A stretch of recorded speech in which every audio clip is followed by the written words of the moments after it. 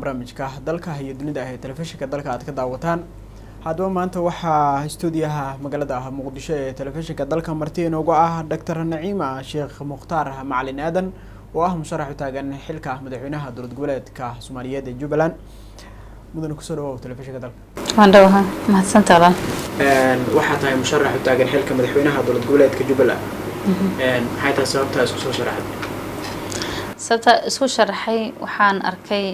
inay Jubbaland u baahan tahay badbaado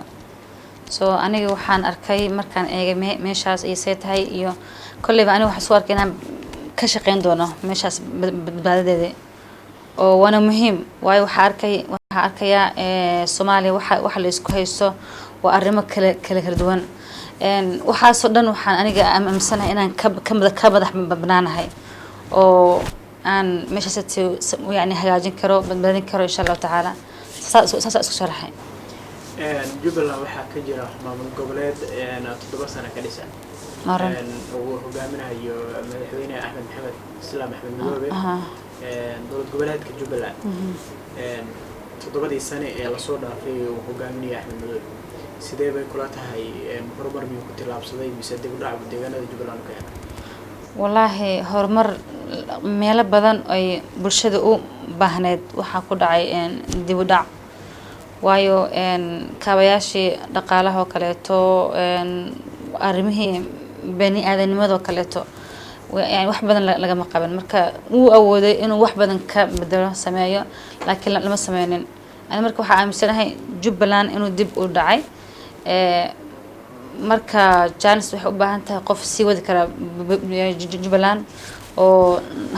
wax barashadii caafimaadkii wixii dhan hore u sii wadi karo insha Allah taala amnigina also sii ballaarin karo oo weynaysiin karo bay u baahan tahay Jubbaland waxa waa meel yar oo kooban ba hadda noqotay inta yar oo marka in wax badan u baahan tahay wax badan buu ka gaabiyay aniga aaminsanahay madaxweynaha u sharaxan tahay ma laga yaabaa in doorasho cadaalad oo fair ay ka dhacdo dowlad goboleedka Jubbaland kadibna la doorto adiga ama qof kale oo aan ahayn maamulka hadda jira wallahi doorashaas soo socota waa run waxa ka harsan bisha 8 waa sidii la sheegay hadii aan la bedelin marka haday dhacdo doorasho taban qof baa soo baxay ama aniga ama qof kale soo baxayo marka ama isaga ku soo laabanay wax waa hadii dhacdo doorasho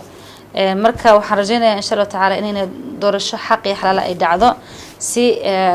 dadka xaga u dhashay inay helaan yani rabitaankooda ay xiisanayaan oo dhankii horumarkii wax qabadkii waxyaabaha asaasiga oo noloshooda oo yani baahneed waliba in Jubbaland weyn tahay ma garatay kismaayo kaliya kuma koobna Jubbaland marka saasa insha Allah taala rajaynaya in dhacdo doorasho ay xildhibaanada oo shacabkii matalaya in insha Allah taala soo xulaan qof oo dan u ah shacabka Jubbaland ku nool insha Allah taala kalsooni inta la eegbaad ka qabtaa guddiga doorashooyinka Jubbaland oo soo dhisay madaxweynaha dowlad goboleedka Jubbaland wallahi ana kulli kuma kalsooni guddigaas kalsoonina uma qabo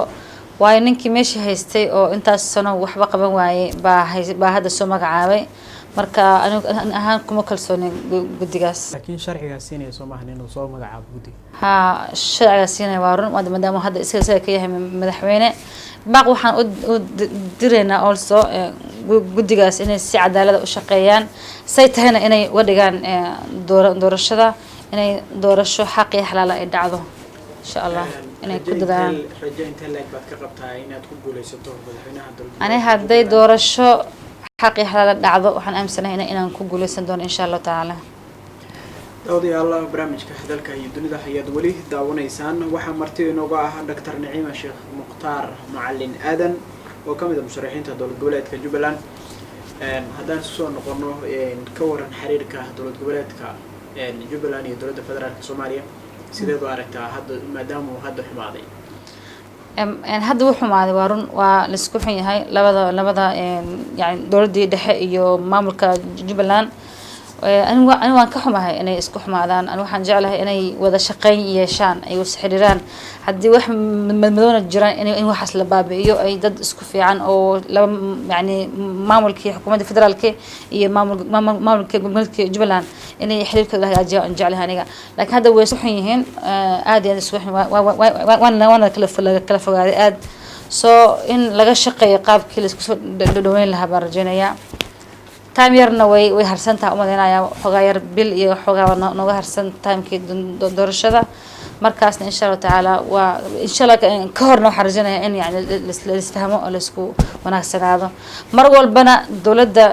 Jubbaland waxa waaye inay la shaqeyso xukuumadda federaalka maadaama federaalka yahay hooyadii ummadda Soomaaliyeed ay ku kan yihiin maamul goboleedyo soo waxa loo baahan yahay inay kulligood la shaqeeyaan wixii madow ah wixii kala yani xumaan ah in dib loo dhigo oo danta shacabka Jubbaland la fiiriyaa muhiim ah marka nimanka madaxda waxaan leeyahay